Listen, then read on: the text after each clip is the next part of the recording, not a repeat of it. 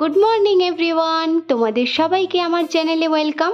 ভিডিওর থাম্বনেল দেখে তো নিশ্চয়ই বুঝতে পেরে গেছো আজকে আমি কি বানাতে চলেছি। অনেকেই আছে যারা কিনা বলে কেএফসির মতো বাড়িতে চিকেন বানাতে গেলে চিকেনের যে ক্রামসটা সেটা কিন্তু ঠিক করে হয় না। কিছু কিছু বেসিক স্টেপস আছে যেগুলো কিনা ফলো করতে হবে, তাহলে একদম হুবহু দোকানের মতোই ক্রামস আসবে। আর তারপরেও যদি না হয় তাহলে কিন্তু আজকের ভিডিওটা তাদেরই জন্য। এখানে আমি 400 গ্রাম মতো চিকেনের উইংস নিয়েছি, তার সঙ্গে বেসিক ইনগ্রিডিয়েন্টসগুলো পেঁয়াজ বাটা, আদা কাঁচা লঙ্কা বাটা, রসুন বাটা, সাথে 1 চামচ গোলমরিচ গুঁড়ো, আর তার সাথে নিয়ে নেব 2 টেবিল স্পুন সয়া সস। তোমরা নোটিস করেছো কিনা জানি না, যে কোনো চাইনিজ খাবারেই সয়া সস আর টমেটো কেচাপের জুড়ি কিন্তু থাকবে। আচ্ছা, এরপর যেটা কিনা আমি দিয়েছি টমেটো কেচাপ, আর তারপর 100 গ্রাম থেকে একটু কম কিছুটা টক দই, যেটাকে কিনা ভালো করে ফেটিয়ে নিয়ে তারপরে দিয়ে দিয়েছি। টক দইটা কিন্তু সম্পূর্ণ অপশনাল, কেননা আমি অনেককেই দেখেছি টক দই ইউজ করতে, আবার অনেককেও দেখেছি যে টক দই ছাড়াই কিন্তু রেসিপিটা করেছে, তো তোমরা এটাকে স্কিপ করতে পারো। আর একদম শেষে আমি দিয়ে দিলাম স্বাদ মতো নুন। তারপরে সমস্ত চিকেনটাকে কিন্তু ভালো করে ম্যারিনেট করে 30 মিনিটের জন্য রেখে দিতে হবে। জানো তো, চিকেনের এই আইটেমটা কিন্তু আমার সব থেকে পছন্দের, তাই আমি মাঝে মাঝেই বাড়িতে বানিয়ে ফেলি। চলো, চিকেনটা যতক্ষণ রেস্টে থাকুক ততক্ষণে চিকেনের কোটিংয়ের জন্য কিছুটা কর্নফ্লাওয়ার, কিছুটা ময়দা আর স্বাদ মতো একটু নুন দিয়ে ভালো করে মিক্স করে নিলাম।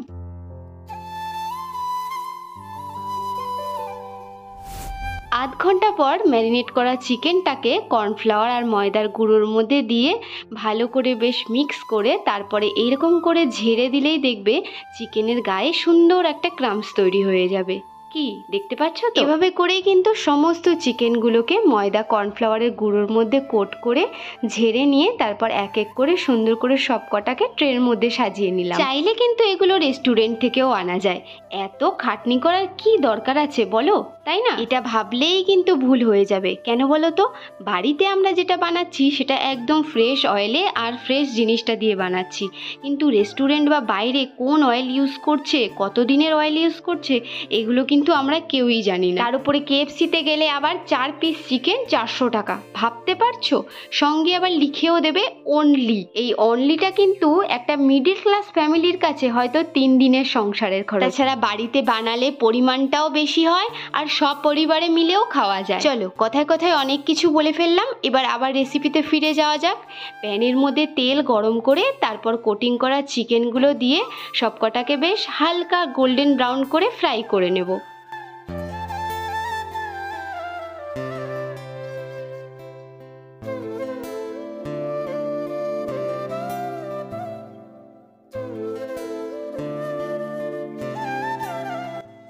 এবারে আমি একটা কর্নফ্লেক্স নিয়ে নিলাম। এবারে কর্নফ্লেক্সগুলো বের করে সমস্ত কর্নফ্লেক্সগুলোকে হাত দিয়ে একটু ক্রাশ করে নেব।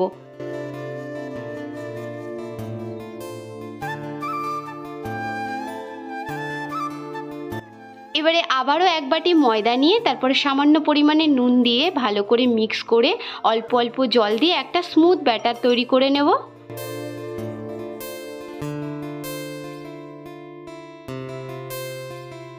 একে একে যে চিকেনগুলোকে হালকা করে ফ্রাই করে নিয়েছিলাম সেগুলোকে ময়দার গোলার মধ্যে চুবিয়ে নিয়ে তারপর কর্নফ্লেক্সের গুঁড়োর মধ্যে ভালো করে ডিপ করে এটাকে কোট করে নিলাম। এই একইভাবে কিন্তু আমি সমস্ত চিকেনগুলোকে ময়দার গোলার মধ্যে চুবিয়ে এভাবে এক এক করে কোট করে নেব। তোমরা অনেকেই ভাবতে পারো যে এই স্টেপটা তো আমি প্রথম চান্সে করে নিয়ে একবারে প্রথমেই ফ্রাই করে নিলেই হতো, কিন্তু আমি এটা সেকেন্ড স্টেপ ইউজ করেছি। তার কারণ হলো চিকেনগুলো যেহেতু বোনলেস নয়, কারণ এর মধ্যে যেহেতু বোন আছে, তো সেই জন্য যাতে পুরো ভেতরটা সুন্দর করে বয়েল হয়ে যায়, তাই প্রথমে এটাকে হালকা ফ্রাই করে তারপর আবার এটা কর্নফ্লেক্সের মধ্যে আমি কোট করে নিয়ে তারপরে ডিপ ফ্রাই করে নিয়েছি। এই কর্নফ্লেক্সের কোটিং করলে কিন্তু এটা খেতে আরও টেস্টি হয়। কোটিং করার পরে দেখো কি সুন্দর লাগছে না? একদম অপূর্ব, একদম মনে হচ্ছে যেন গোল্ডেন প্রন। চলো, এবার সমস্ত কিছুটা রেডি হয়ে গেছে। এবার এগুলোকে গরম গরম তেলের মধ্যে ডিপ ফ্রাই করে নেব। আর একটা কথা বলি, যখনই এগুলোকে ডিপ ফ্রাই করবে তখন অবশ্যই যেন এতটা তেলের পরিমাণ রাখবে যাতে করে এগুলো পুরোটা ডুবে যায়। মানে হচ্ছে এক কথায় বলতে গেলে ডুবো তেলে ভেজে নেবে, তাহলে এগুলো কিন্তু একদম ক্রিস্পি আর কুড়মুড়ে হবে।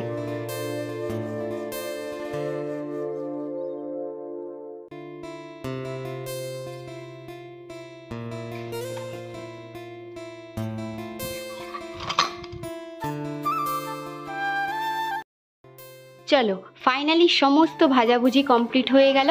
আর আওয়াজটা শুনে বুঝতে পারছো তো এটা কতটা ক্রিস্পি হয়েছে। এবার চলো তোমাদের একটা ভেঙে দেখাই।